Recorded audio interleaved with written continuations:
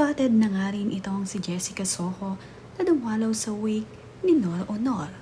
Nakakasabay naman niya itong si Joe Barry dito sa pagdalaw niya kay Superstar. Nagbeso-beso pa nga ang dalawang ito nang magkita sa hallway. Talagang napakabati nitong si Jessica Soho at ang lahat ng mga naroroon ay kanyang kinakamayan. Nakatrabaho naman nga ni Joe Barry itong si Nora Honor, kaya naman naging malapit ito sa kanya. Sa kahuli-hulihang pagkakataon nga ay dumalaw rin itong si Joe Barry dito kay Superstar. Wala na.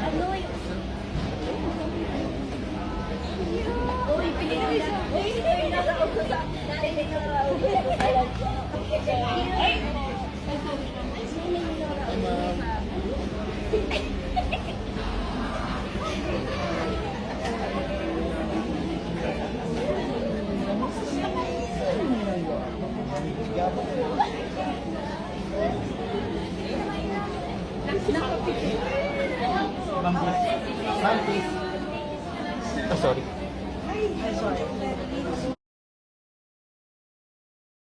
Marami pa nga rin sa mga kasamahan sa industriya ng showbiz na dumadalaw dito sa wake ni Nora Honor. Kagaya na nga lamang nitong si Dindo Arroyo na dumalaw na din sa wake ni Nora. Talaga namang ang maraming nagmamahal dito kay Nora Honor. Mga naging kasama niya noon sa pelikula at sa telebisyon ay isa-isa nang nagsisidalaw.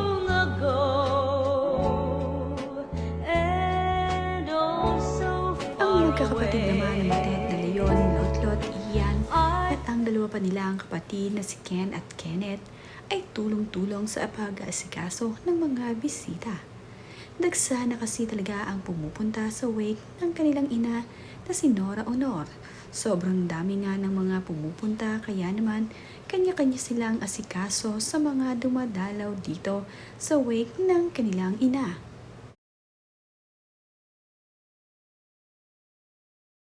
Ang datingang kalab team ni Nora Honor na si Kokoy Laurel ay nagpakita na rin dito sa wake ng kanyang mami Nora. Makikita nga dito sa larawang ito na inaasikaso at itong si Lotlot ang in charge para makipagkwentuhan at mag-asikaso sa kanya. Mapapansin nga rin na masaya itong si Lotlot habang sila ay nag-uusap. Sinamahan din ni Lotlot na lumapit itong si Kokoy Laurel sa harap ng labi ng kanyang ina upang magbigay pugay itong si Kokoy Laurel dito sa namayapang si Nora Honor na dati niyang kalab team.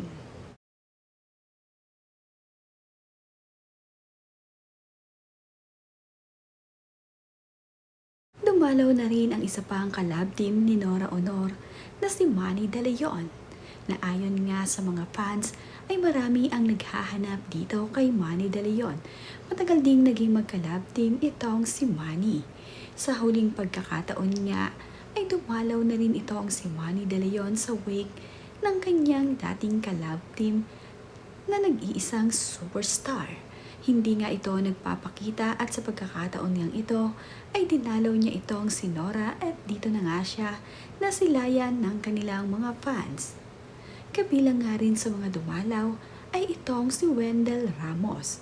Matagal din silang nagkasama sa palabas sa television. Kaya naman itong si Wendell ay hindi nagatubili na makapagpaalam dito kay Superstar. Napakalapit naman din itong si Gladys Reyes kay Nora Honor.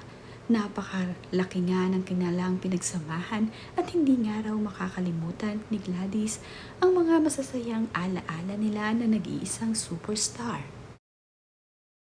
Sobrang dami nga ng bumibisita kina Lotlot gabi-gabi.